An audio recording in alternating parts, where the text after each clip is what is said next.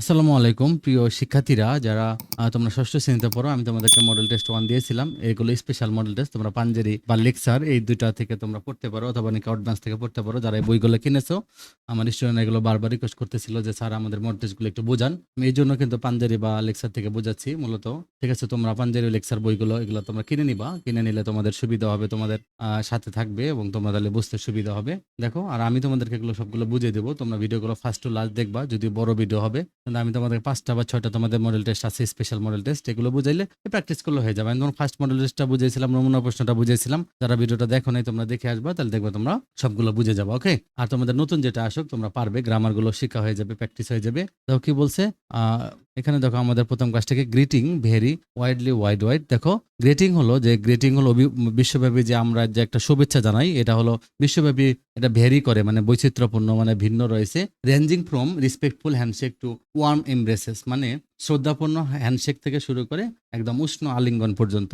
It is essential to recognise the various forms of welcome differentiating from each country down to each person, মানে প্রত্যেকটা দেশ এবং এই যে ব্যক্তির মাঝে এই যে স্বাগত জানানোর একটা ভিন্ন রূপ আছে। তো এগুলো স্বীকার করতে হবে, স্বীকার করা গুরুত্বপূর্ণ। মানে it is essential to recognise, মানে এটা আমাদেরকে অবশ্যই স্বীকৃতি দিতে হবে, স্বীকার করতে হবে যে ভেরিয়াস ফর্ম রয়েছে, মানে বিভিন্ন ধরন রয়েছে, অফ ওয়েলকাম মানে স্বাগত জানানোর, ডিফারেন্সিয়েটিং মানে পার্থক্য সূচক, পার্থক্য করে, from each country down to each person মানে প্রত্যেক দেশ থেকে প্রত্যেক ব্যক্তি পর্যন্ত, তাহলে এগুলো ভিন্ন রয়েছে। ইন দ্য ইউনাইটেড স্টেটস মানে যুক্তরাষ্ট্রে, a handshake is a familiar layout of acknowledgement, মানে যুক্তরাষ্ট্রে কি করা হয়, এই যে হ্যান্ডশেক করা, এটা হলো ফ্যামিলিয়ার মানে খুবই পরিচিত। লেআউট অফ অ্যাকনোলেজমেন্ট এটা একটা স্বীকৃতির একটা পরিচিত রূপ। হ্যান্ডশেক হলো স্বীকৃতির একটা খুবই পরিচিত রূপ। অ্যাকনোলেজমেন্ট মানে স্বীকৃতি, স্বীকারই করতে হবে যে যুক্তরাষ্ট্রে সবসময় দেখবো ওরা হ্যান্ডশেক করে। তো হোয়ার ইজ ইন জাপান, যেখানে জাপানে Boeing as a traditional grating, কিন্তু জাপানে আবার দেখো, জাপানে কিন্তু এই যে তারা প্রথাগত শুভেচ্ছা জানায় হলো কি মাথা নত করার মাঝে, মানে বোয়িং হলো মাথা নত করা। তাহলে তারা যে ট্র্যাডিশনাল গ্রিটিং গুলো আছে, তারা যে প্রথাগত তাদের যে ঐতিহ্যগত যে তারা শুভেচ্ছা জানায়, এটা তারা বোয়িং করার মাধ্যমে মানে মাথা নত করার মাধ্যমে। তোমরা দেখবা যারা জাপানের অনেক কিছু টিভিতে কিছু দেখলে দেখবা ওরা মাথা নত করে। ইন ওয়েস্টার্ন কালচার, যে পশ্চিমা সংস্কৃতিতে, I handshake is often perceived হ্যাঁ অ্যাজ ট্রাস্ট ওর্থি অ্যান্ড অ্যাসার্টিভনেস, মানে কি করা হয় দেখো, পশ্চিমা সংস্কৃতিগুলোতে হ্যান্ডশেকে প্রায় কি বলা হয় যে বিশ্বাসযোগ্যতা এবং অ্যাসার্টিভনেস মানে আত্মবিশ্বাসের প্রতীক হিসাবে দেখা হয়। তার মানে পশ্চিমা সংস্কৃতিতে হ্যান্ডশেক হলো ওপেন পারসিভড করা হয় কি হিসেবে, এটা হলো বিশ্বাসযোগ্যতা হিসেবে, আর হলো কি আত্মবিশ্বাস হিসেবে, এটা হিসেবে সবাই দেখে, প্রত্যক্ষ করা হয় বা প্রতীক হিসেবে বিবেচনা করা হয়। But a firm handshake in China could be considered a sign of aggression, দেখো বিপরীত।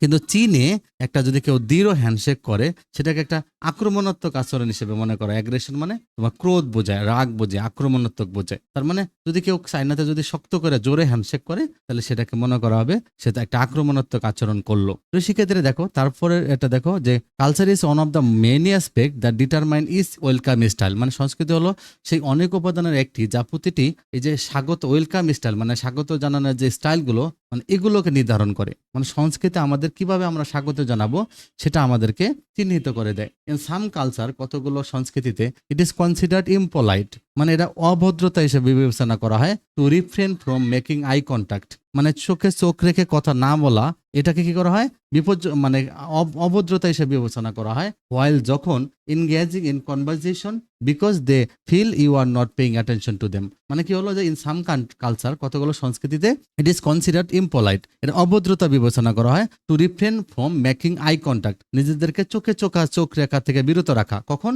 হোয়াইল যখন এনগেজিং ইন কনভারসেশন, যখন কোনো একটা কি কথোপকথনের সময় মানে কোনো একটা আলোচনার সময়, বিকজ দে ফিল কারণ তারা মনে করে যে you are not paying attention to them, তোমরা তাদের প্রতি মনোযোগ দিচ্ছ না। তো they believe maintaining eye contact, তারা বিশ্বাস করে যে এই চোখে চোখ রাখা বজায় রাখা ডিউরিং আ কনভারসেশন, একটা কথোপকথনের সময় বা একটা যোগাযোগের সময় বা একটা আলোচনার সময়, ইন্ডিকেটস এটা চিহ্নিত করে যে দ্যাট ইউ আর লিসেনিং, তুমি শুনতেছো, সিম্প্যাথেটিক তুমি অনেকটা সহানুভূতিশীল, and willing to comprehend the other person's point of view, তার মানে তুমি অন্য ব্যক্তির যে তোমার দৃষ্টিভঙ্গি পয়েন্ট অফ ভিউ মানে তার যে দৃষ্টিভঙ্গি এটা বুঝতে তুমি উইলিং মানে ইচ্ছুক, মানে willing to comprehend the other person's point of view, তার মানে অন্যের যে দৃষ্টিভঙ্গি এটা তুমি বুঝতে ইচ্ছুক, তখন তারা এটা মনে করবে যখন তুমি চোখে চোখ রেখে কথা বলবা।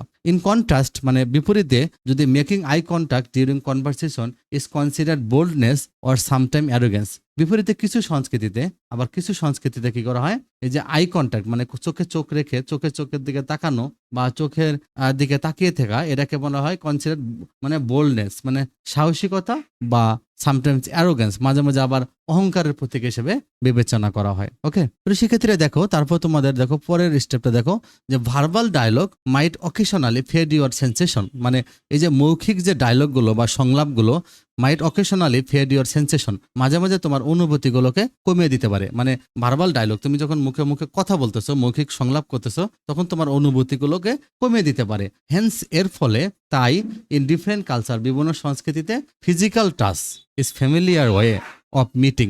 মানে তাই বিভিন্ন সংস্কৃতিতে এই শারীরিক স্পর্শ এটা হলো খুবই পরিচিত উপায়, মানে টাচ করতে হয় মাঝে মাঝে। That brings people closer together, মানে এটা কি করে, এটা হলো মানুষকে আরো ঘনিষ্ঠ করে তোলে। Whether you are holding hands, মানে তুমি মানে কি করছো, হাত ধরে রাখছো, or kissing on cheeks or hugging, অথবা গালে চুম্বন করলো অথবা আলিঙ্গন করলো, হাগ করলো। It helps people express warmth and connection. তাহলে এটা কি করে, যে এটা মানুষের উষ্ণতা এবং হলো কানেকশন, সে যে সংযোগ, এটা প্রকাশে সহায়তা করে। সে যে কানেক্টেড আছে, সে যে উষ্ণ অভ্যর্থনা জানাচ্ছে, এটা বোঝা যায়। ইভেন উইদাউট আ হাগ, এমনকি আলিঙ্গন ছাড়াও, using our arms to demonstrate warmth can leave a positive impression. মানে মাঝে মাঝে আলিঙ্গন ছাড়াও কিন্তু কি করা যায়, আমরা উষ্ণতা প্রকাশ করতে আমাদের হাত ব্যবহার করতে পারি আমরা। হ্যাঁ, এটা কি করতে পারে, can leave a positive impression, এটা একটা ইতিবাচক প্রভাব ফেলে।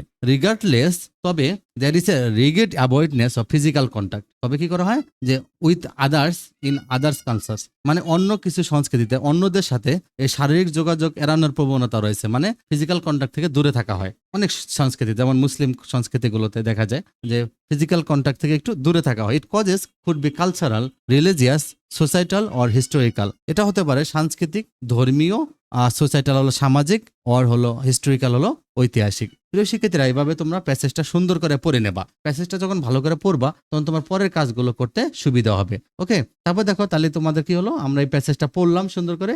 এখন আমাদের কাজ হলো আমরা এই প্যাসেজটা থেকে যে কাজগুলো আছে, অ্যাক্টিভিটিগুলো আছে, আমরা এগুলো করব। তা তোমাদের এইভাবে একটা রিডিং পার্ট এতে এভাবে একটা রিডিং থাকবে, একটা প্যাসেজ থাকবে। এরপর দেখো আমরা কি করব, যে choose the best answer from the alternative. এখন আমাদের এখানে কতগুলো অল্টারনেটিভ থাকবে, আমাদের বেস্ট অ্যান্সার গুলো খুঁজে বের করবো। যে what is a common greeting in the US. দেখো ইউএসএ কমন গ্রিটিং কোনটা, দেখো তাহলে এখানে হলো বোয়িং করা, মাথা নত করা। আমরা দেখছি জাপানে মাথা নত করে। হ্যান্ডশেক করা, কিসিং, গালে কিস করা, আর হাগিং করা। আমরা জানি হ্যান্ডশেক। আমরা দেখো প্রিয় শিক্ষার্থীরা দেখো যে ইউনাইটেড স্টেটস এই handshake is a familiar layout, মানে হ্যান্ডশেকটা ইউএসএ তে খুবই বেশি ফ্যামিলিয়ার। তাহলে প্রিয় শিক্ষার্থীরা, তাহলে এটা আনসারটা কি হবে, হ্যান্ডশেক। তাহলে তোমরা অ্যান্সারটা লিখবা হ্যান্ডশেক। তো তোমরা কিভাবে আনসার লিখতে হয় তোমরা ফার্স্ট ভিডিওটা দেখবা, তাহলে তোমরা সেখান থেকে দেখতে পারবা। আমি এই ভিডিওটাতে শিখাচ্ছি, এজন্য অ্যান্সার প্যাটার্নটা আমি এভাবে দিয়েছি বুঝতে সুবিধার জন্য। তো শিক্ষার্থীরা দেখো নেক্সট কোশ্চেনটা কি বলছে, in Japan which of the following is considered a traditional greeting. মানে তাহলে জাপানে ট্র্যাডিশনাল গ্রিটিং কোনটা, হ্যান্ডশেক, হাগিং, অর হলো বোয়িং, অর কিসিং। আমরা কি শিখছিলাম প্রিয় শিক্ষার্থীরা, যে জাপান হলো ওরা হলো বোয়িং, মানে ওরা মাথা নত করতে পছন্দ করে, এটা ওদের ট্র্যাডিশনাল গ্রিটিং। প্রিয় শিক্ষার্থীরা দেখো জাপানে কি করে, দেখো whereas in Japan bowing is a traditional greeting. তার মানে জাপানে হলো ওরা মাথা নত করে, এটা ওদের ট্র্যাডিশনাল গ্রিটিং। তাহলে প্রিয় শিক্ষার্থীরা, in Japan which of the following is considered traditional greeting, তাহলে হলো বোয়িং। অ্যান্সারটা কি লিখবো তোমরা, বোয়িং। নেক্সট কোশ্চেনটা দেখো প্রিয় শিক্ষার্থীরা, নেক্সট কোশ্চেনটা কি হবে, why is maintaining eye contact considered important in some cultures during conversation. মানে কনভারসেশনের সময় আই কন্ট্যাক্টটা কেন গুরুত্বপূর্ণ মনে করা হয়। ইট শোস অ্যাসার্টিভনেস, এটাকে আত্মবিশ্বাস দেখায়। It indicates you are sympathetic, মানে তুমি যে সহানুভূতিশীল এটা প্রকাশ করে। It signals desire to end the conversation, মানে তোমার কথা শেষ করে দেয়। ইট ডেমনস্ট্রেট ফিজিক্যাল স্ট্রেংথ, এটাকে তোমার শারীরিক শক্তি দেখায়। তো প্রিয় শিক্ষার্থীরা, আমরা যে হ্যান্ডশেক হলো অ্যাসার্টিভনেস দেখায়, তার মানে কথা শেষ করার সময় কখনো আই কন্ট্যাক্ট গুরুত্বপূর্ণ না, ফিজিক্যাল স্ট্রেংথও না। তাহলে এটা কি হবে, it indicates you are sympathetic. কারণ দেখো আমরা শিখেছি এখানে যে believe maintaining eye contact during conversation indicate that you are listening sympathetic. দেখছো, willing to comprehend the other person's point of view, মানে তুমি তার কথা শুনতেছো, তুমি সহানুভূতিশীল এবং তুমি তার দৃষ্টিভঙ্গির প্রতি অনেক বেশি আগ্রহী। তার মানে তোমার এটা কি হবে, সিম্প্যাথেটিক হবে। It indicates you are sympathetic, কারণ আমরা প্যাসেজে পড়েছিলাম sympathetic. In which culture might a firm handshake be considered a sign of aggression. মানে এই যে ফার্ম মানে অনেক শক্ত করে যদি কেউ হ্যান্ডশেক করে, এটাকে অ্যাগ্রেশন হিসেবে বিবেচনা করা হয় কোন কালচারে। প্রিয় শিক্ষার্থীরা, আমরা জানি যে তো সেক্ষেত্রে দেখো ইউনাইটেড স্টেটস, চায়না, জাপান নাকি ফ্রান্স? তাহলে অ্যান্সারটা কি হবে? অ্যান্সারটা হবে চায়না। কারণ দেখো আমরা এটা দেখেছিলাম, a firm handshake in China could be considered a sign of aggression. তাহলে এটা হলো চায়নাতে। ওকে, তাহলে তোমরা এইভাবে অ্যান্সারটা দিয়ে দিবা। তো সেক্ষেত্রে দেখো তারপরের কোশ্চেনটা দেখো কি বলছে, যে what could be a reason for the avoidance of physical contact in some culture? কতগুলো কালচারে কেন ফিজিক্যাল কন্ট্যাক্ট মানে শারীরিক সংযোগ এটা দূরে রাখা, এটা পরিত্যাগ করা হয় কেন? It is consider trust untrustworthy, এটা কি মানে বিশ্বাসহীনতা বোঝায়, নাকি it is seen as a sign of disrespect, অশ্রদ্ধা করা হয় মানে শ্রদ্ধা করা হয় না, ঘৃণা করা হয়, due to cultural, religious, societal or historical reason, এটাকে সাংস্কৃতিক, ধর্মীয়, সামাজিক এবং ঐতিহাসিক কারণে, এটা হলো ডিউ টু শাইনেস, লজ্জার লাজুকতার কারণে। প্রিয় শিক্ষার্থীরা, এটা আমরা জানি যে due to cultural, religious, societal or historical রিজনের কারণে ফিজিক্যাল কন্ট্যাক্ট অনেক কালচারে অ্যাভয়েড করা হয়। অনেক কালচারে, যেমন ভারতীয় কালচারে হলো সোসাইটাল কালচার কারণে, বিভিন্ন আমাদের বাংলাদেশি কালচার বা মুসলিম কালচারগুলোতে হলো ধর্মীয় কারণে, বিভিন্ন কারণে কি হলো যে আবার হিস্টোরিক্যাল রিজনও আছে অনেক জায়গায়, এগুলো কারণে কি করা হয়, ওই যে ফিজিক্যাল কন্ট্যাক্টগুলো অ্যাভয়েড করা হয়। এটা আমরা প্যাসেজে পড়েছিলাম। তাহলে অ্যান্সারটা কি হবে? Due to cultural, religious, societal or historical reason. Next কোশ্চেনটা দেখো প্রিয় শিক্ষার্থীরা, write short answer to the following question. তার মানে এই প্রশ্নগুলো আমাদের শর্ট অ্যান্সার, সংক্ষেপে অ্যান্সার লিখতে হবে। কি বলছে? How is handshake viewed in western culture? তাহলে ওয়েস্টার্ন কালচারে হ্যান্ডশেকটা কিভাবে দেখা হয়? In western culture a handshake is often perceived as trustworthy and assertiveness. তাহলে তোমরা এইটুকু লিখে দিলেই হবে যে in western culture a handshake is often perceived as trustworthy and assertiveness, মানে ওয়েস্টার্ন কালচারে হ্যান্ডশেককে অনেক বেশি বিশ্বস্ততা এবং আত্মবিশ্বাসের প্রতীক হিসাবে দেখা হয়, বিবেচনা করা হয়। যে in western culture a handshake is often seen as a symbol of trustworthiness and assertiveness. তাহলে তোমরা এভাবে সুন্দর করে লিখে দিতে পারবা। ওকে, এভাবে লিখলে আনসারটা হয়ে যাবে। নেক্সট কোশ্চেনটা দেখো কি বলছে, what does making eye contact signify in some culture? মানে মেকিং আই কন্টাক্টটা কেন গুরুত্বপূর্ণ, সিগনিফাই মানে তাৎপর্যপূর্ণ বা গুরুত্বপূর্ণ করে তোলে, কেন আই কন্টাক্টটা? আমি ইন সাম কালচার, এই যে মেকিং আই কন্টাক্ট সিগনিফাই জায়গা indicates that he or she is listening, paying attention to the person's point of view. তার মানে what does making eye contact signify, তাহলে তোমরা লিখবা আই কন্টাক্ট সিগনিফাইজ কি করে বা ইন্ডিকেটস দ্যাট কি হলো, যে he or she is listening, paying attention to the person's point of view. অথবা তোমরা প্যাসেজের আনসারটাও লিখে দিতে পারবা। দেখো তোমরা প্রিয় শিক্ষার্থী, তোমরা এভাবে লিখতে পারবা যে যে তোমরা লিখবা কি, যে eye contact during conversation indicate that, যে ইউ আর, মানে এখানে কি হলো, যে হি অর শি ইজ, যে আমরা ইউ আর না দিয়ে, তুমি না দিয়ে আমরা হি অর শি ইজ দিয়ে দিতে পারবো, অথবা ইউ আর ও তুমি লিখতে পারবা, you are listening, sympathetic and willing to comprehend the other person's point of view. তবে ইউ হলো সেকেন্ড পার্সন, এটা টিচার কাছে প্রশ্ন করা হয়ে যায় অনেকটা, এই জন্য তোমরা ইউ অ্যাভয়েড করে তোমরা হি অর শি দেখে ইজ লিখবা। যে তাহলে কি করা হয়, যে ইন্ডিকেটস, এই ইন্ডিকেটসটা লিখবা যে eye contact indicates that he or she is listening, অথবা দে আর, ইউ এর জায়গায় লিখবা they are listening, sympathetic, believe, willing to comprehend the other person's point of view. তাহলে তোমরা এই আনসারটা লিখে দিবা। নেক্সট কোশ্চেন কি বলছে, যে why do some cultures avoid physical contact during greeting? মানে গ্রিটিং করার সময় কেন ফিজিক্যাল কন্টাক্ট অ্যাভয়েড করা হয়? Some cultures avoid physical contact during greeting due to, duty মানে কারণে, তোমার বিকজ দিয়েও লিখতে পারবা, ডিউ টু লিখতে পারবা। কালচারাল, বিকজ অফ লিখতে পারবা, ডিউ টু লিখতে পারবা।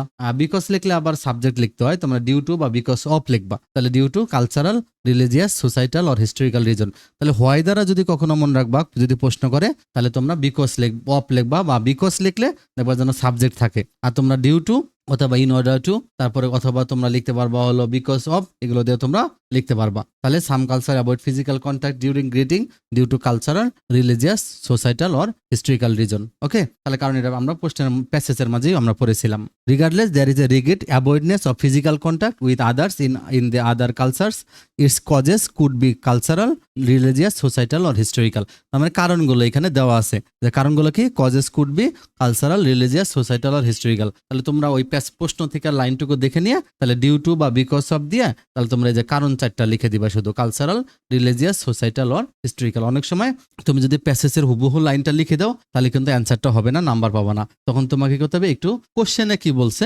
কোশ্চেনের উপর বেস করে তোমাকে আনসারটা লিখতে হবে। তো সেক্ষেত্রে দেখো নেক্সট কোশ্চেনটা কি বলছে, আমরা নেক্সট কোশ্চেনটা দেখবো।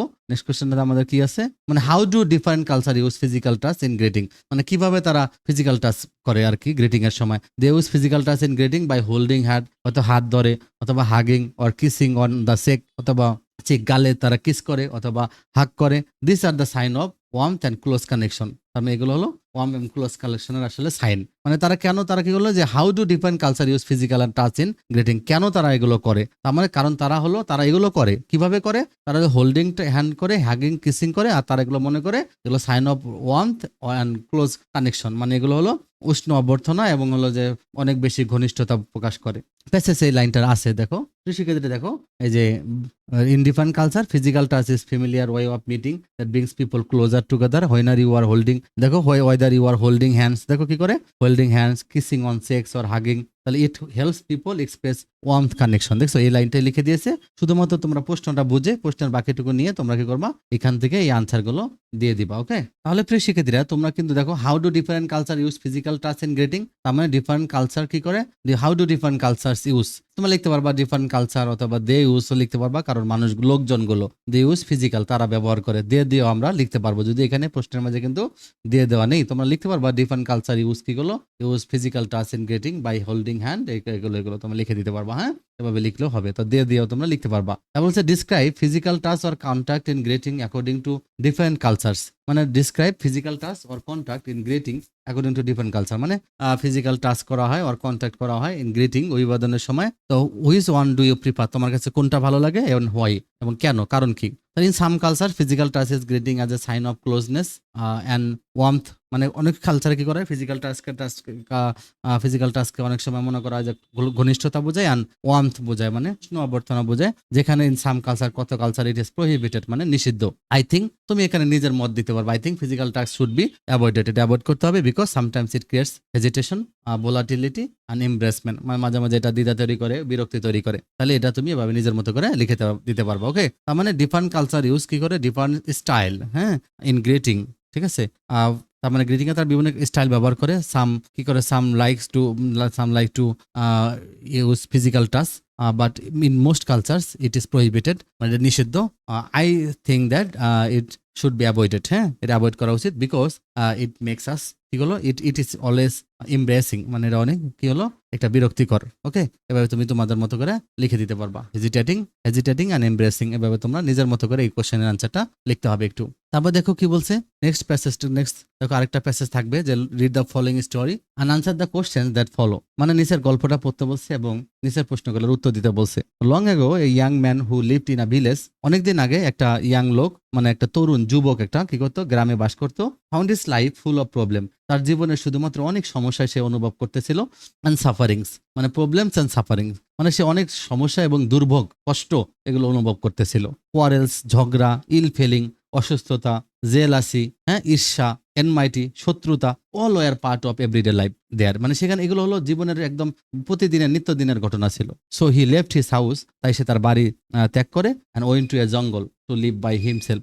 তাই সে নিজে কি করে সে সেখান থেকে জঙ্গলে চলে যায় নিজে একা একা থাকার জন্য। There he made a nice little hut with wood, bamboo and reeds, সেখানে সে সুন্দর করে ছোট্ট করে একটা কুঁড়েঘর তৈরি করে কাঠ, বাঁশ এবং খড়কুটো দ্বারা। How happy I am here, এখানে আমি কত সুখী, প্রথম সে মনে করে সে অনেক সুখী। সেক্ষেত্রে এটা আগের পুরনো ক্লাসের তোমাদের আগের সিলেবাসের যারা 8 ইংরেজি বইয়ে এই গল্পটা ছিল সেখান থেকে এটা দিয়েছে। দেখো কি বলছে যে how happy I am here, এখানে আমি কত সুখী, said the man to himself, সে নিজে বলে। But one day he found some mice in his heart, একদিন সে তার কুটিরের মাঝে কিছু ইঁদুর দেখতে পায়। The little creatures soon made holes in his blanket, তাহলে এই যে ছোট্ট প্রাণীগুলো কি করে তার কম্বলের মাঝে গর্ত করে ফেলে, ছিদ্র করে ফেলে। So he brought a cat to kill the mice, তারপর সে কি করে সে একটা বিড়াল নিয়ে আসে ইঁদুরকে মারার জন্য। দ্য ক্যাট নিডেড মিল্ক, এখন দেখো এই বিড়ালের আবার দুধের দরকার, বিড়াল দুধ খায়। So he bot a cow, তারপর সে কি করলো সে একটা গরু নিয়ে আসে, যে গরু থেকে সে গাভী নিয়ে আসে, গাভী থেকে তাকে দুধ দিবে বিড়ালটাকে। The cow needed grass and hay, আবার এখন দেখো গরুর কিন্তু আবার ঘাস এবং খড়কুটো খায়, খড় খায়, এগুলো প্রয়োজন। So he brought a cow hand, তাই সে কি করলো একটা রাখাল বালক নিয়ে আসলো যে তার গরু দেখাশোনা করবে। The cow hand needed food, এবার দেখো এই যে রাখালকে নিয়ে আসছে তার আবার কি দরকার, তার আবার খাবার দরকার। So he took a wife to cook meals, তাই সে কি করলো তাই একটা স্ত্রী নিয়ে আসলো, মানে সে বিয়ে করে নিয়ে আসলো, তার স্ত্রীকে নিয়ে আসলো খাবার রান্না করার জন্য। Then children were born to them, তারপর তাদের মধ্যে কি হলো সন্তান জন্ম নিল। and the man found himself again in a family, এবং সে আবার আগের মতো একটা পরিবার পেয়ে গেল এই জঙ্গলে। আমি দেখো সে একা থাকতে চেয়েছিল কিন্তু সে একা থাকতে পারলো না, আবার তার পরিবার হয়ে গেল। কারণ একা থাকলে মানুষ বিভিন্ন সমস্যা ফিল করে, এই জন্য মানুষ পরিবার সৃষ্টি করে। পরিবারের মূল উদ্দেশ্য হলো বিভিন্ন সমস্যাগুলো এভাবে প্রাচীনকালে এভাবেই পরিবার গঠিত হয়েছিল। হ্যাঁ, so nobody can live alone, একা কেউ বাস করতে পারে না, unless that person is either an Angel or a devil, মানে কেউ একা বাস করতে পারে না। People need food, shelter, companion and help, মানে মানুষের কি দরকার? মানুষের ফুড দরকার, শেল্টার দরকার, কম্পেনিয়ন দরকার অ্যান্ড হেল্প দরকার, মানে মানুষের খাবার দরকার, আশ্রয় দরকার, সঙ্গী দরকার এবং হ্যান্ড হেল্প মানে সাহায্য দরকার। They need to look after each other, তাদের একে অপরকে দেখাশোনা করা দরকার। And if they live in a family or a community, যদি তারা একটা পরিবার বা কোনো সম্প্রদায়ে বাস করে, their needs can be fulfil, তাহলে কিন্তু তাদের চাহিদাগুলো পূরণ হবে। Hence living in society can make people good and happy citizen, এর জন্য কি হলো যে সমাজে বাস করা এটা মানুষকে অনেক বেশি সুখী এবং ভালো রাখে। একজন কি হলো গুড অ্যান্ড হ্যাপি সিটিজেন, মানে সুখী এবং ভালো নাগরিক, মানে সুনাগরিক হিসেবে গড়ে তোলে। তো শিক্ষার্থী দেখো এটা থেকে তোমাদের কি কি কাজ আছে দেখো, এখান থেকে আমাদের কতগুলো কাজ আছে যে read the statement and write whether they are true or false, if false give the correct answer, তার মানে আমাদের ট্রু ফলস লিখতে হবে, যদি ট্রু ফলস হয় তাহলে আমাদের আবার কারেক্ট অ্যান্সার দিতে হবে। দেখো the young man found village life easy, no the young man found village life difficult, okay, বা প্রবলেমেটিক, সমস্যা পাইলো। হ্যাঁ, the young man found village life কি full of sufferings and problems, এমনিও লিখতে পারবা। Found life village life problematic, এটাও তোমরা লিখতে পারবা। এই যে false, the young man found village life problematic, problematic মানে সমস্যায় জর্জরিত, তোমরা এইভাবে লিখতে পারবা। The young man found village life কি হলো ফুল অফ সাফারিংস অ্যান্ড প্রবলেমস, এটাও লিখে দিতে পারবা। প্রিয় শিক্ষার্থীরা তোমরা একটা জিনিস মনে রাখবা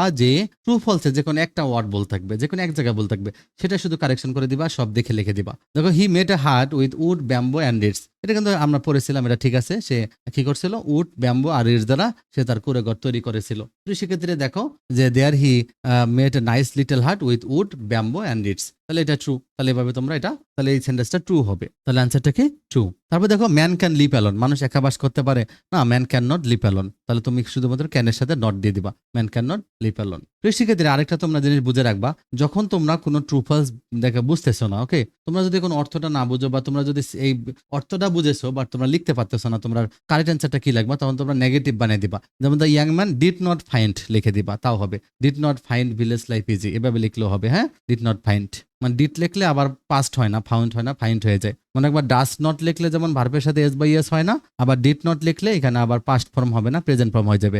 তাহলে লিখতে পারবা the young man did not find, এভাবে লিখতে পারবা। তাহলে ম্যান ক্যান লিভ অ্যালোন, এখানে তো অক্সিলারি বা পাসিং, এই জন্য আমরা ক্যানের সাথে শুধু নট দিয়ে দিব, man can not live alone. তারপরে কোশ্চেনটা দেখো কি বলছে, the man found himself in a family again, সে আবার একটা পরিবার পেয়ে গেল। হ্যাঁ ট্রু, এটা কিন্তু ট্রু, কারণ আমরা দেখেছি সে আবার একটা শেষে পরিবার পেয়ে গেছে। দেখো পিপল নিড নাথিং, মানুষের কিছুই দরকার নেই না, পিপল নিড অনেক কিছু দরকার আছে, পিপল নিড ফুড আছে, কম্পেনিয়ন আছে, অনেক কিছু দরকার। হ্যাঁ, people need food, shelter, companion and help, এটা ফুড হবে, FWD, হ্যাঁ ফুড, তাহলে পিপল নিড ফুড, তারপর হলো যে শেল্টার, কম্পেনিয়ন অ্যান্ড হেল্প, প্যাসেজে এই লাইনটা দেওয়া আছে। তারপরে দেখো কি বলছে, তারপরে আমাদের পরের আইটেমটা কি বলছে, রিড দ্য স্টোরি অ্যাগেন, আবার গল্পটা পড়তে বলছে, and match column A with column B, তাহলে কলাম এর সাথে আমাদেরকে কলাম বি মিলাইতে হবে। দেখেছে, দেখো কি বলছে, কোয়ারেলস, জেলাসি আর এনমাইটি, মানে ঝগড়া, তারপর হলো বিদ্বেষ, জেলাসি মানে ঈর্ষা, এনমাইটি মানে শত্রুতা, এগুলো কি, এগুলো part of everyday life in the village, এগুলো কিন্তু গ্রামের জীবনের প্রত্যহ একটা অংশ। হ্যাঁ, এভরিডে লাইফ, প্রত্যহ জীবনের একটা অংশ হলো এগুলো। গ্রামে দেখবো মারামারি, ঝগড়া, এগুলো হবেই। উড, ব্যাম্বো অ্যান্ড রিডস, এগুলো কি হলো, এগুলো উড, ব্যাম্বো অ্যান্ড রিডস, কাঠ, বাঁশ এবং খড়কুটো, এগুলো কি, যে ম্যাটেরিয়ালস টু বিল্ড এ হাট, মানে এটা একটা হাট বা কুঁড়েঘর তৈরি করার জন্য এই ম্যাটেরিয়াল গুলো ব্যবহার করা হয়েছিল। তাহলে 20 সাথে হবে 1। হ্যাঁ, কাউহ্যান্ড মানে রাখাল বালক, তাহলে তোমরা কাউহ্যান্ডের সাথে কিভাবে লিখবা, কাউহ্যান্ড হবে যে লুক আফটার দ্য কাউ, যে কাউ দেখাশোনা করে, হ্যাঁ গাবি দেখাশোনা করে। Either or an Angel or a devil, মানে অ্যাঞ্জেলও না ডেভিলও না, তার মানে এটা বোঝাচ্ছে কি, এটা বোঝাচ্ছে যে can live alone. People living in society, এটা কি হবে, people living in society can be good and happy citizen, সমাজে বাস করা মানুষজন কি হতে পারে, গুড অ্যান্ড হ্যাপি সিটিজেন হবে। তো শিক্ষার্থীরা তোমরা যখন এটা টেবিল করবা তখন তোমরা কলাম যেটা যেটা আগে মিলে, অ্যান্সারটা অনেক সময় প্রথমে একটা নিয়ে বসে থাকবা না, তোমার সাথে যেটা লাইন মিলতেছে বুঝতেছে ওইটা আগে দাগ দিয়ে দেবা, দেখবে অ্যান্সার অপশন কমে আসবে, তখন তোমার জন্য ইজি হয়ে যাবে। ওকে, তাহলে তোমরা এভাবে অ্যান্সারটা সুন্দর করে লিখে ফেলবা, তোমরা অ্যান্সার টু দ্য কোশ্চেন নং বি দিবা, তাহলে এভাবে প্রত্যেকটার সাথে প্রত্যেকটা এভাবে লিখে দিবা। ওকে, লিখে দিবা,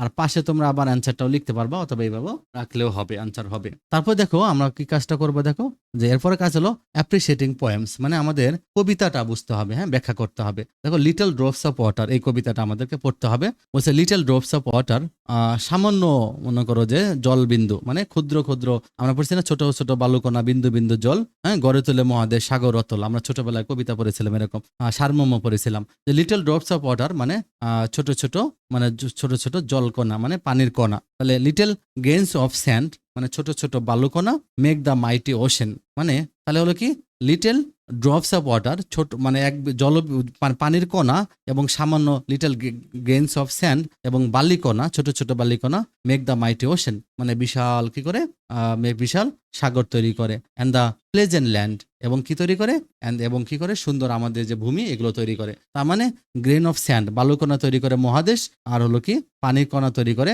মহাসাগর, বিখ্যাত মহাসাগর তৈরি করে। তারপর দেখো সো দ্য লিটল মোমেন্ট, এই ছোট ছোট মুহূর্তগুলো হাম্বেল দো দেবি, যদিও সেগুলো খুবই সামান্য, মেক দ্য মাইটি এজেস, এই ছোট ছোট সামান্য মুহূর্তগুলো কিন্তু অনেক বড় একটা সময় তৈরি করে, মহাকাল তৈরি করে। ওকে, সামান্য সময়গুলোই একটা কি করে মাইটি এজেস মানে মহাকাল তৈরি করে। তার মানে লিটল ড্রপস অফ ওয়াটার যে সামান্য যে পানির কণা তৈরি করে কি মাইটি ওশেন তৈরি করে। আর লিটল গ্রেনস অফ স্যান্ড মানে এই সামান্য গুলো যে সামান্য বালিকণাগুলো কি করে মেক দ্য প্লেজেন্ট ল্যান্ড, এই সুন্দর এই আমাদের মহাদেশ তৈরি করে। ওকে, সো দ্য লিটল মোমেন্ট, ছোট ছোট মুহূর্তগুলো যতই ছোট হোক না কেন, হাম্বেল হোক না কেন, মেক দ্য মাইটি এজেস, এটা মহাকাল তৈরি করে, মাইটি এজেস অফ ইটার্নিটি, হ্যাঁ যেটা মহাকাল তৈরি করে। তাহলে দেখো প্রিয় শিক্ষার্থীরা এরপরে কি বলছে, সো দ্য লিটল এরর্স, আবার সামান্য ভুলগুলো লিড দ্য সোল অ্যাওয়ে, এটা কিন্তু মানুষের সামান্য ভুলগুলো মানুষকে অনেক কষ্ট দেয় ফ্রম দ্য পথ অফ ভার্চু, মানে ছোট ছোট ভুলগুলো মানুষকে ভালো পথ থেকে ভালো রাস্তা থেকে দূরে সরে দেয়। Far in sin to stay, মানে এই যে ছোট ছোট পাপগুলো তাকে কি করে ধ্বংস করে ফেলে। তো লিটল ডিডস অফ কাইন্ডনেস, আবার ছোট ছোট যে দয়াগুলো, লিটল ওয়ার্ডস অফ লাভ, ছোট ছোট ভালোবাসার কথা, হ্যাঁ help to make earth happy, পৃথিবীকে কিন্তু বসবাসের জন্য সহজ করে দেয়, সুন্দর করে দেয়। লাইক দ্য হ্যাভন অ্যাবভ, মানে স্বর্গীয় সুখ এনে দেয় পৃথিবীতে এই যে ছোট ছোট ভালোবাসার কথা এবং কাইন্ডনেস গুলো। তাহলে এখন দেখো আমাদের এই কবিতার আলোকে আমরা কি শিখবো, আনসার দ্য ফলোইং কোশ্চেন, আমাদের কতগুলো প্রশ্ন আছে। তাহলে আমরা প্রশ্নগুলো কিভাবে করবো দেখো, বলছে what mite the mighty ocean, তার মানে what make the mighty ocean মানে কোনটা ওশেন তৈরি করে। শিক্ষার্থীরা আমরা কবিতার মাঝে পড়েছিলাম কোনটা মাইটি ওশেন তৈরি করে, দেখো যে little drops of water make the mighty ocean. Okay, মানে তাহলে কি হবে little drops of water make the mighty ocean. তাহলে হোয়াট মানে কি, সেক্ষেত্রে যখন হোয়াট দ্বারা প্রশ্ন করবে তখন অ্যান্সারটা সেখানে লিখে দিতে পারবা যে what make the mighty ocean, তাহলে little drops of water make the mighty ocean. তারপরে কোশ্চেন দেখো what make the pleasant land, সেক্ষেত্রে দেখো little grains of sand make the pleasant land, কারণ এটা দেখো এটা দেওয়াই আছে কবিতার মাঝে। তাহলে তোমরা লিখবা লিটল গ্রেনস অফ স্যান্ড। শিক্ষার্থীরা তোমরা যে একটা মনে রাখবা, কবিতায় যে তোমাদের প্রশ্নগুলো থাকবে এই কবিতা নিয়ে টেনশন করার কোনো কারণে, কবিতার অর্থ না বুঝলেও তোমরা উত্তর লিখতে পারবা, খালি ফোকাস রাখবা যে কোনটা বলছে। হ্যাঁ, তার কারণ প্রশ্নের মাঝে দেখবা তোমাদের এত কঠিন প্রশ্নগুলো থাকবে না, থিম থাকবে না, কি বোঝাও এটা থাকবে না, তোমরা ব্যাখ্যা করতে বলবে না, এক্সপ্লেন করতে বলবে না, কবিতায় যা আছে সেটার উপর বেস করেই প্রশ্নগুলো থাকবে। ওকে, তাহলে তোমরা এইভাবে আনসারটা লিখে ফেলবা। What can make the earth heaven, পৃথিবীকে কোনগুলো হেভেন বানাইতে পারে, দেখো এই যে little deeds of kindness, little words of love, হ্যাঁ কি হলো help to make earth happy like the heaven above. তার মানে এই যে little deeds of kindness and little words of love can make the earth heaven. Okay, এই দুইটা little deeds of kindness and little words of love, তাহলে little deeds of kindness and words of love can make the earth heaven. তাহলে যেহেতু আমরা little শব্দটা একবার লিখছি, এই পাশে আর লিটল ওয়ার্ডস অফ লেখার দরকার নেই, little deeds of kindness and words of love, তাহলে এই যে লিটল শুরুতে আসে এগুলো কি করতে পারে can make the earth heaven. কেউ যদি এখানেও লিটল লেখে তাও হবে, কোনো প্রবলেম নেই। তাহলে how many stanza are there in the poem, এই কবিতা কয়টা স্ট্যান্ডা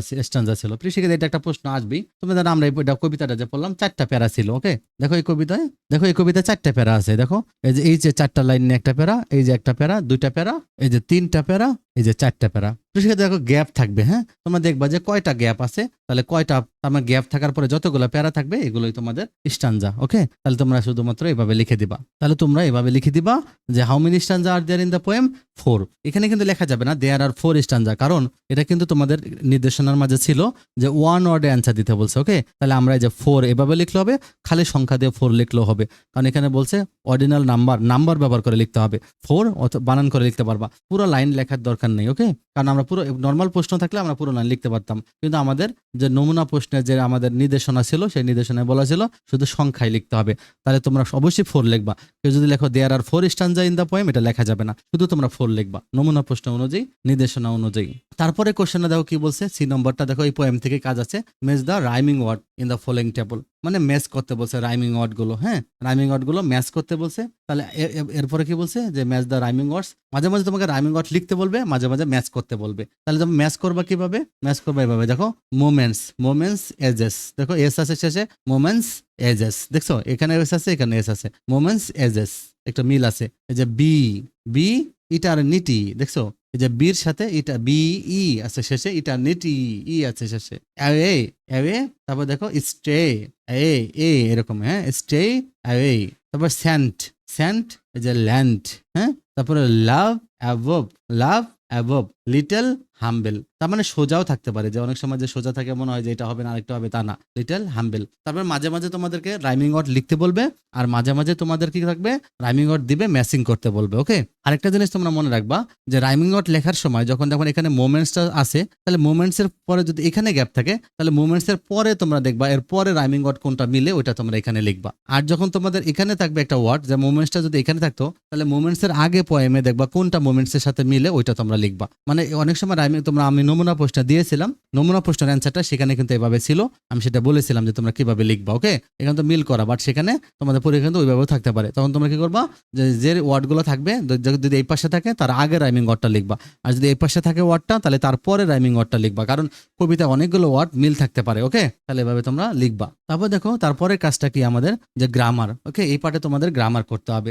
read the following story and rewrite it using capital letter or punctuation mark হয় নেসেসারি। তাহলে আমাদের নিচের গল্প একটা থাকবে, এই গল্পটা পড়তে হবে, এবং কোথায় ক্যাপিটাল লেটার হবে বা পাঞ্চুয়েশন মার্ক হবে এটা আমাদেরকে দিতে হবে, কোথায় বিরাম চিহ্ন দিব অথবা আমরা ক্যাপিটাল লেটার মানে বড় হাতের অক্ষর দিব। এখানে কিন্তু 10 মার্ক, তোমরা এখানে একটু দেখবা যে তোমাদের 5 দুগুণ 10 আছে না 10 একে 10 আছে, যেহেতু 10 মার্ক, কেন অনেক মার্ক কিন্তু প্রিয় শিক্ষার্থীরা, 10টা মার্ক, এটা লিখলেই 10 পেয়ে যাবে, 10-এ 10। আমি তোমাদেরকে পাঞ্চুয়েশন মার্কের ভিডিওটা দিয়েছিলাম, সেটা তোমরা দেখবা, আর আমি পরীক্ষার আগে তোমাদের আরেকটা করে গুরুত্বপূর্ণ পার্ট 2টা দিয়ে দিব, সেটা দেখলে তোমাদের ফুল গ্রামার হয়ে যাবে। তোমরা পরীক্ষার আগে অবশ্যই আমার ভিডিওর সাথে সংযোগ থাকবা, তোমরা পরীক্ষায় প্রশ্ন যেখানে স্কুলের হোক না কেন তোমরা এগুলো কমন পেয়ে যাবে এবং মিলে যাবে উত্তরগুলো, এভাবে তোমরা করবা, শিখা হয়ে যাবে আর কি। তুমি যখন শিখে যাবা তখন প্রশ্ন যেটাই আসুক তুমি পারবা। তাহলে কি হলো, তোমার গ্রামারের ভিডিওটা আমার দেখে নিও, অনেক কাজে দিবে তোমাদের, এত গাদায় গাদায় মুখস্থ করার কোনো দরকার নেই। হ্যাঁ, দেখো কি বলছে, তাহলে এটা আমাদের ঠিক করতে হবে যে ইন ঢাকা যে এমিল একজনের নাম। হ্যাঁ, Emil has got some new friend, এমিলের কতগুলো নতুন বন্ধু আছে। দেখো Adnan student of Saint Gregory school, Saint Gregory স্কুলের সে একজন ছাত্র আদনান। আর সুসেন হলো student of Mirpur govt high boys স্কুলের একজন ছাত্র। লাবলু হলো স্টুডেন্ট অফ কিশোলয় স্কুল, সে কিশোলয় স্কুলের একজন ছাত্র।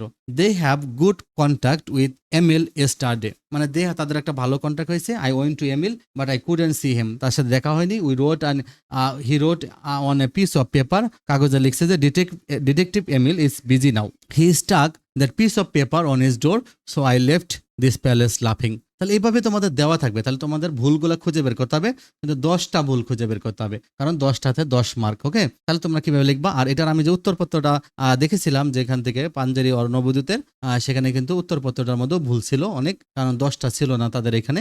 দেখো আমি তোমাদেরকে এটা করে দিয়েছি, তোমরা এভাবে লিখবা, পরীক্ষার হলে সেম ভাবে এভাবে লিখবা যে in Dhaka Emil has got some new friends. দেখো এখানে এগুলো যেগুলো দিয়েছে এগুলো চেঞ্জ করা যাবে না, ওগুলো যা আছে তাই থাকবে। আদনান কমা হবে, দেখো আদনানের পরে কমা, কিন্তু আসলে আদনানের পরে এখানে কমা ছিল, পৃষ্ঠে দেখেন আদনানের পরে কমা ছিল, পোস্টের মাঝেও কমা ছিল, এই জন্য আমি এটা কিছু করিনি, এখানে পোস্টে কমা ছিল।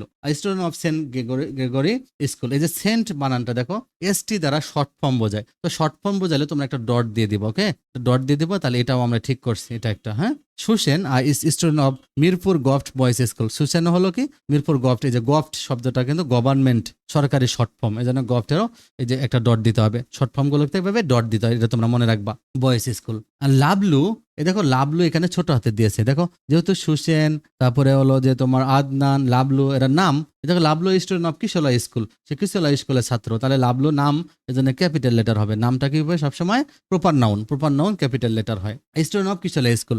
দে হ্যাভ, দেখো এখানে দেখো দে হ্যাভ কিভাবে লিখছিল, দে হ্যাভ, তাহলে দের সাথে যখন ভি থাকে তখন দে হ্যাভ হবে, তাহলে এটা পুরো করে লিখতে হবে। যারা আমার গ্রামারের পাঞ্চুয়েশনের ভিডিওটা দেখো নি, তারা দেখে আসবে, তাহলে তোমরা এগুলো শেখা হয়ে যাবে।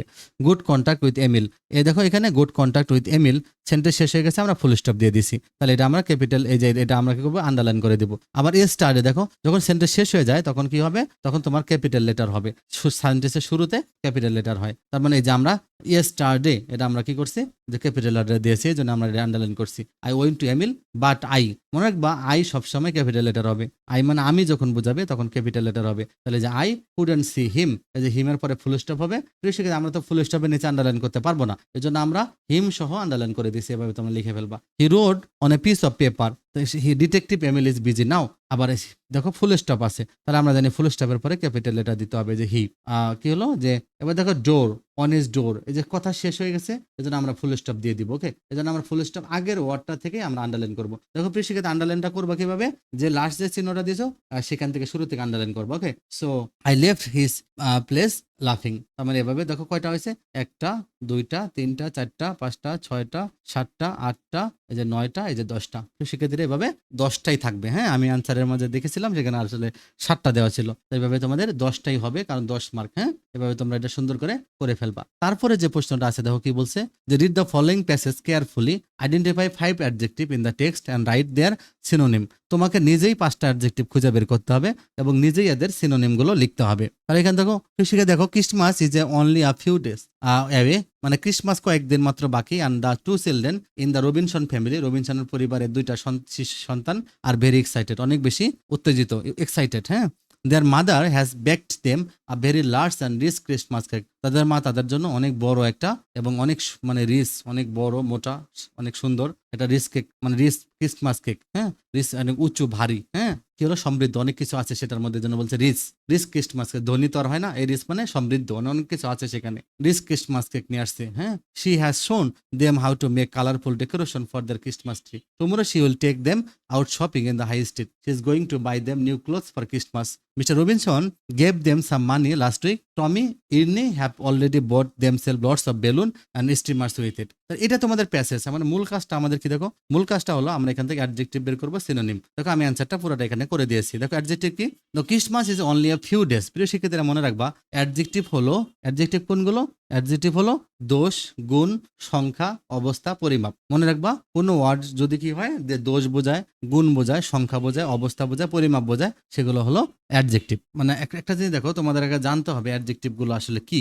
দেখো কোনো ওয়ার্ডের শেষে যদি ফুল, লেস, এনটি, আইসি, অ্যাবল, ও ইউএস, এ আর, এলই, এটিই, ইএন অথবা ইডি এগুলো থাকলে তাহলে কি হলো, সেই ওয়ার্ডগুলো অনেক সময় কি হয়ে যায়, সেই ওয়ার্ডগুলো অ্যাডজেক্টিভ। ওকে, তো ফুল, লেস, এনটি, আইসি, অ্যাবেল, ও ইউএস, এ আর, এলই, এটিই এগুলো থাকলে সবসময় অ্যাডজেক্টিভ হয়। আর ইএন আর ইডি যখন একটা ওয়ার্ড, যখন অনেক সময় 2টা ওয়ার্ড থাকে, নাউনের আগে যখন ইএন বা ইডি দিয়ে থাকে তখন সেটা অ্যাডজেক্টিভ হয়ে যায়। তাহলে তোমাদের এটা মনে রাখতে হবে যে, কোনো ওয়ার্ডের সাথে যদি ফুল, লেস, এনটি, আইসি, অ্যাবল, ও ইউএস, এ আর, এলই, এটিই, ইএন বা ইডি এগুলো থাকে, তাহলে সেই ওয়ার্ডগুলো অ্যাডজেক্টিভ। ওকে, এখন দেখো শুধু ইএন আর ইডির পরে যদি এই জাতীয় ওয়ার্ডের পরে যদি শেষে নাউন থাকে, রিটেন, পয়েম, তার মানে যে পয়েম হলো নাউন, তাহলে রিটেন হলো লিখিত, তার মানে রিটেন শব্দটা এখানে অ্যাডজেক্টিভ বোঝাবে। কিন্তু সবসময় কিন্তু ইএন দ্বারা অ্যাডজেক্টিভ বোঝায় না। ভার্বের পাস্ট পার্টিসিপেলের ক্ষেত্রে আমরা দেখি ইএন অথবা ইডি থাকে, তাহলে ভার্বের পাস্ট পার্টিসিপেল ইএন, ইডি, এরপরে যখন কোনো নাউন থাকবে সে ভার্বটাও অ্যাডজেক্টিভ হয়ে যাবে। ওকে, তাহলে মনে রাখবা এগুলো থাকলে অ্যাডজেক্টিভ হয়। আর কখন অ্যাডজেক্টিভ হয়, দেখো am, is, are, was, were, WERE, become দ্বারা যখন হওয়া বোঝাবে, যেমন আই অ্যাম, যেমন যদি এরকম হওয়া বোঝায়, যেমন আই অ্যাম ইল। হ্যাঁ, তারপরে হলো যে যে হি ইজ পলাইট, সে ভদ্র, এরকম আমি হওয়া বোঝাবে কোনো কিছু, তখন সেটা হবে, সেটা দ্বারা আসলে অ্যাডজেক্টিভ বোঝাবে। ওকে, কিন্তু নাউন না, আবার যেমন student, he is a student, student না, হি ইজ এ, এই যে এ শব্দটা কিন্তু হলো আবার অ্যাডজেক্টিভ। ওকে, আবার কি হলো, যদি তোমাদের দোষ, গুণ, সংখ্যা, অবস্থা, পরিমাপ বোঝায় তাহলে সেটা অ্যাডজেক্টিভ। আর সবচেয়ে গুরুত্বপূর্ণ হলো লাস্ট রুলটা, দেখো যে 2টা ওয়ার্ড পাশাপাশি থাকলে যদি একই রকম অর্থ বোঝায় তাহলে প্রথম ওয়ার্ডটা অ্যাডজেক্টিভ, তারপরের ওটা নাউন। তারপর অনলি এ ফিউ ডেজ, এই যে দেখো এই যে ডেজ শব্দটা, এই যে ডেজ শব্দ মানে দিন, এটা নাউন বোঝায়, তাহলে এর আগে ফিউ আছে, তাহলে ফিউ ডেজ, তাহলে এই যে প্রথমে অ্যাডজেক্টিভ তারপরে নাউন হয়, তাহলে ফিউ শব্দটা কি হবে, অ্যাডজেক্টিভ। এই যে আমরা ফিউ লিখছি, তাহলে ফিউ এর আবার সিনোনিম আমরা লিখতে পারি সাম।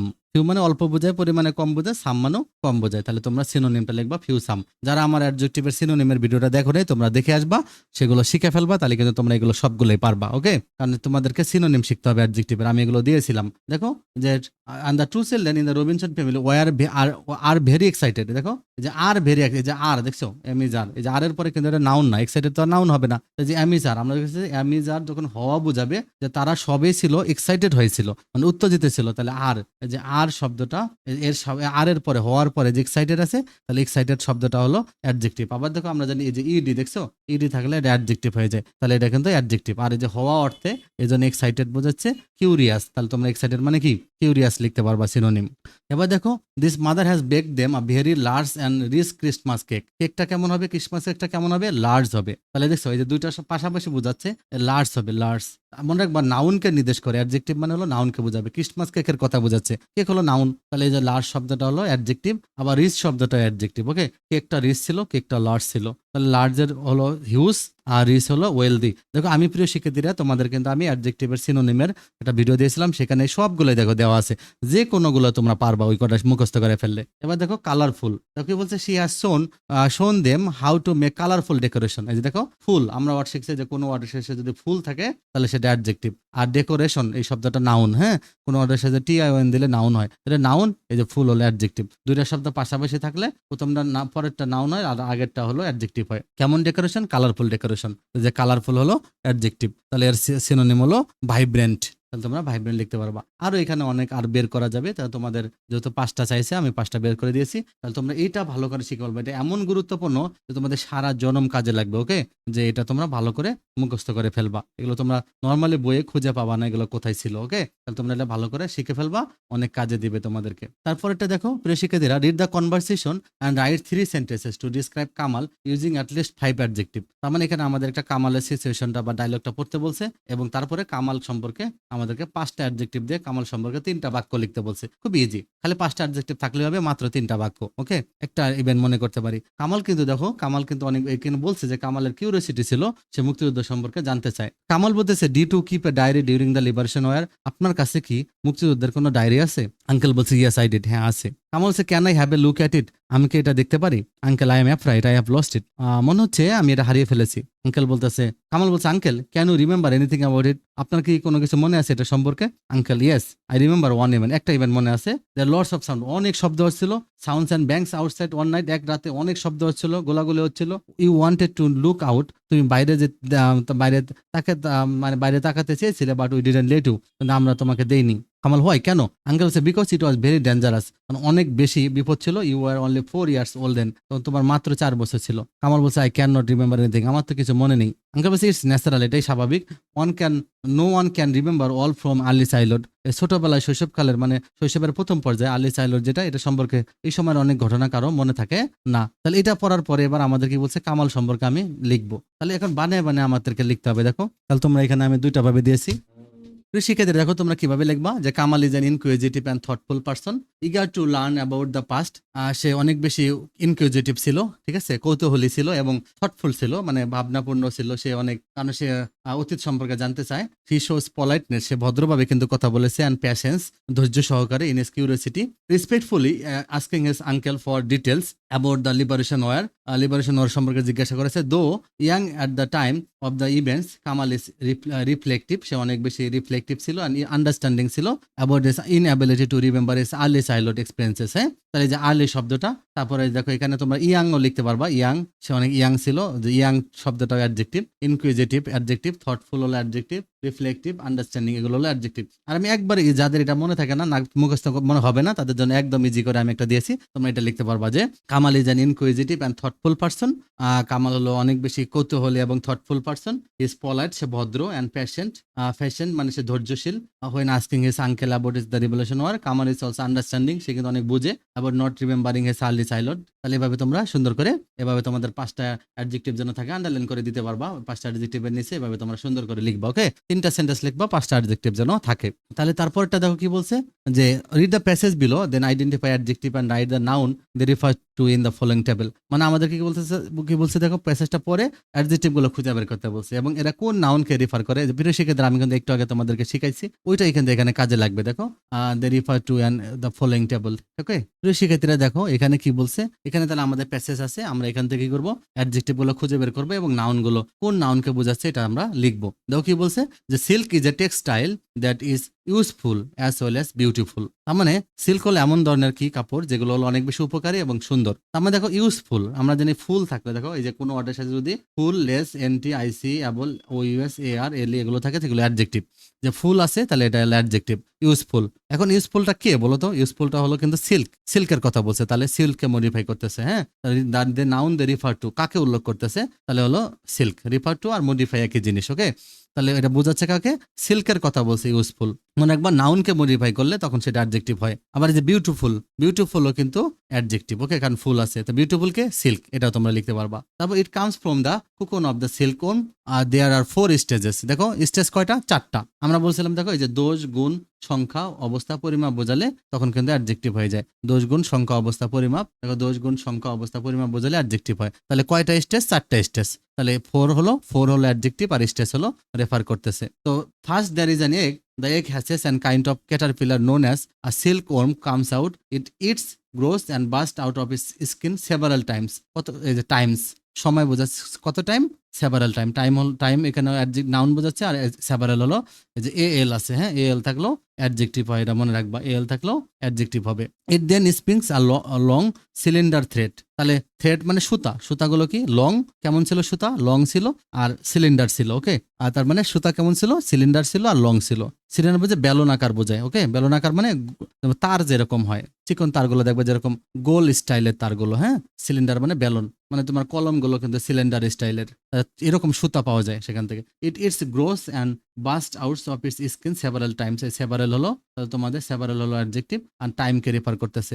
লং আর সিলিন্ডার হলো থ্রেড মানে সুতা, এটা নাউন। তাহলে লং আর সিলিন্ডার হলো সুতা ছিল, তাহলে লং সিলিন্ডার এগুলো হলো অ্যাডজেক্টিভ। তাহলে তোমরা বিউটিফুলকে লিখতে পারবা, বিউটিফুল সিল্ক এলে বিউটিফুল লিখতে পারবা, আরো অনেক আছে এখান থেকে তোমরা এগুলো লিখতে পারবা। তো মনে রাখবা এটা যে ওয়ার্ডের শেষে যদি ফুল, লেস, এনটি, আইসি, অ্যাবল, ও ইউএস, এ আর, এল ই এগুলো থাকে সেগুলো অ্যাডজেক্টিভ বোঝায়। আবার এম ইজ আর ওয়াজ আর এগুলো হওয়া অর্থে এর পরের ওয়ার্ডটা নাউন না হলে সেটা কিন্তু অ্যাডজেক্টিভ বোঝাবে। ওকে, আর দুইটা ওয়ার্ড পাশাপাশি থাকলে প্রথমটা অ্যাডজেক্টিভ তারপরেরটা নাউন হয়। তাহলে এটা তোমরা মনে রাখবা। ওকে, তারপর দেখো প্রিয় শিক্ষার্থীরা, যে read the given text carefully, context carefully and answer the question using appropriate modals. আমি এখানে 5টা সেন্টেন্স দেখো কোশ্চেন দেওয়া আছে আমাদের, কি এখানে আমাদের কয়েকটা হিন্টস দেওয়া আছে, এখান থেকে আমাদের মডেল ভার্ব ব্যবহার করে আমাদের কাজ করতে হবে। ওকে, তাহলে আমরা কিভাবে লিখবো দেখো। প্রথমটা কি বলছে?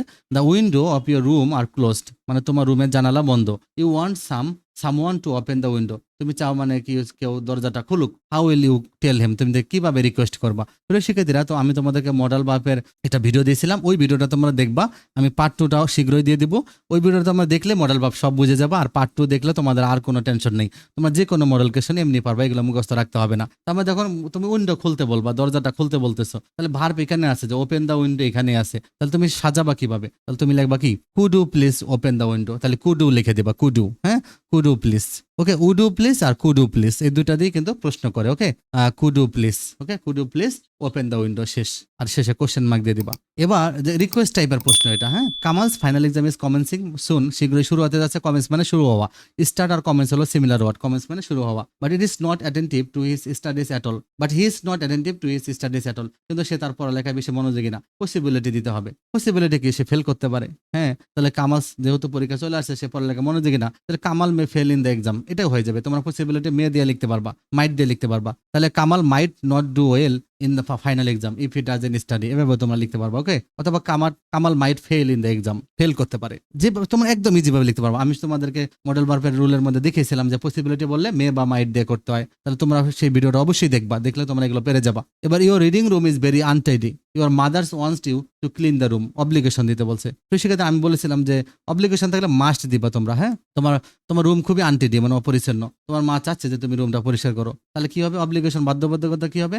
যে I must clean my reading room. যেহেতু তোমাকে বলছে, ইউ বলছে, তা তুমি আই দিয়ে লিখবা। তো মা তো তোমাকে আদেশ দিচ্ছে না, অ্যাডভাইস দিচ্ছে না বা অর্ডার করছে না, তোমাকে নিজে কি করবা তুমি? তাহলে তুমি লিখবা, তুমি অব্লিগেশন কিভাবে লিখবা যে I must clean my reading room, বাস এটুকু লিখলেই হবে। Because my mother asked me to, এমনি লিখতে পারবো, অথবা I must clean my reading room, তাও হবে। You are looking for a post office, তুমি পোস্ট অফিস খুঁজতেছো। লুক ফর মানে খোঁজা, অনুসন্ধান করা। You want someone to show you the way to the post office, তুমি চাচ্ছ কেউ তোমাকে রাস্তাটা দেখাক, তাহলে তুমি কি লিখবা যে could you please tell me, হ্যাঁ, the way to the post office, এটা লিখে দিলে হবে কুড ইউ প্লিজ। প্রিয় শিক্ষার্থীরা, এখানে প্রথম প্রশ্ন তোমরা উড দিয়ে দিতে পারো, পরেরটাও তোমরা উড দিয়ে দিতে পারো, আবার কুড দিয়ে দিতে পারবো, হ্যাঁ, উড কুড দিয়ে দিতে পারবা। তাহলে কুড ইউ প্লিজ ভদ্রভাবে উড কুড দিয়ে প্রশ্ন করতে হয়, মনে রাখবা। পলাইট রিকোয়েস্টে উড কুড ব্যবহার করতে হয়, হ্যাঁ, এটা মনে রাখবা। আর ডিভাস্টেটিং ফ্লাড, আর এখানে কিন্তু দেওয়া আছে যে কি বলতে চাবা, কি চাও, তোমার কি জানতে হয়, তাহলে সাবজেক্ট আগে শুরুতে লিখে দিবা, কারণ পলাইট রিকোয়েস্ট এক ধরনের প্রশ্নের মতো, ঠিক আছে। আর devastating flood occurred this year, crops failed, মানে অনেক বন্যা এবছর হয়েছে, ক্রপস ধ্বংস হয়ে গেছে, পসিবিলিটি লিখতে হবে। তার মানে তুমি লিখবা there might be a food shortage, খাদ্যের সমস্যা দেখা দিতে পারে, because the crops failed during the flood, হ্যাঁ, এভাবে লিখতে পারবা। ওকে, অথবা লিখবা যে পিপল মে সাপার বা পিপল মাইট সাপার, এভাবে লিখলেও হবে। তুমি একটা সম্ভাব্যতা সেন্টেন্স এখানে নিয়ে আসবা পসিবিলিটি দ্বারা। তাহলে তোমরা অবশ্যই আমার মডেল ভার্বের ভিডিওটা দেখবা, জেনে যাবা। আর পার্ট 2 তে আমি স্ট্রাকচার দিয়ে শিখাই দিব, তাহলে তোমরা সব বুঝে যাবো। ওকে, এবার যে লাস্ট কাজটা দাও, কি বলছে, রাইটিং পার্ট। তাহলে তোমাদের এখানে কিন্তু রাইটিং পার্ট তোমাদের স্কুল থেকে অবশ্যই সিলেবাস দেওয়া আছে, তা তোমরা সেই সিলেবাস অনুযায়ী রাইটিং পার্ট গুলো পড়বা। আবার যাদের রাইটিং পার্টের সিলেবাস দেওয়া নেই, আমি তোমাদের রাইটিং পার্টের ভিডিওগুলো দিয়েছি, স্টোরির ভিডিওগুলো দিয়েছি, তারপরে ডায়লগের ভিডিওগুলো দিয়েছি, আর আমি শীঘ্রই তোমাদের অ্যাপ্লিকেশনের ভিডিওগুলো দিয়ে দিব। আর তোমরা তোমাদের যে ডায়লগ, আমার ইতিমধ্যে কয়েকজন রিকোয়েস্ট করে ফেলছে, আমি যাদের আর ডায়লগ এবং স্টোরির যাদের যেগুলো বাকি আছে সিলেবাস অনুযায়ী যাদের নাই, আমার কমেন্ট করছে, আমি সেগুলো অ্যান্সারগুলো দিয়ে দিব। আর তোমাদের যদি কোনো কিছু জানার প্রয়োজন থাকে বা কোনো কিছু প্রয়োজন থাকে, তোমরা আমার কমেন্ট বক্সে লিখবা। আর তোমরা মডেল কোশ্চেনের ভিডিওগুলো একটু দেখলে তোমরা ইংরেজি পরীক্ষা সম্পন্ন করতে পারবা। তবে তোমরা আমি যে একটা পরামর্শমূলক ভিডিও দিয়েছিলাম, তোমরা অবশ্যই কি করবা, প্রতিদিন রিটেন পার্টের তোমাদের সিলেবাসে যেগুলো আছে অর্ধেক করে বা কমপক্ষে একটা করে রিটেন পার্ট, এখন যেহেতু সময় 1 মাস, একটা করে রিটেন পার্ট মুখস্থ করবা, লিখবা। ভালো থেকো, থ্যাংক ইউ ভেরি মাচ।